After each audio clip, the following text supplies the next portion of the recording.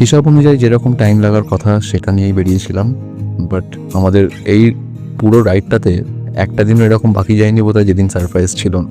তো আজকে সারপ্রাইজটা বাকি ছিল, যেটার জন্য আলটিমেটলি আমরা পৌঁছা রাত্রি 9টা 9:30 নাগাদ। অনেক বছর পরে আবার সিকিমে ঢুকছি।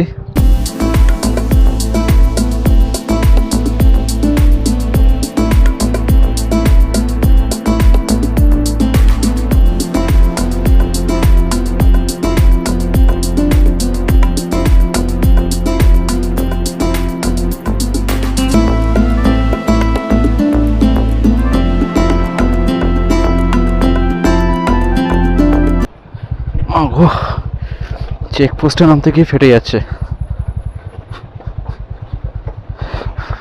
লাচুং পর্যন্ত কি পৌঁছবো কে জানে। গুডনেস। তার মধ্যে হয়েছে একটা কাণ্ড।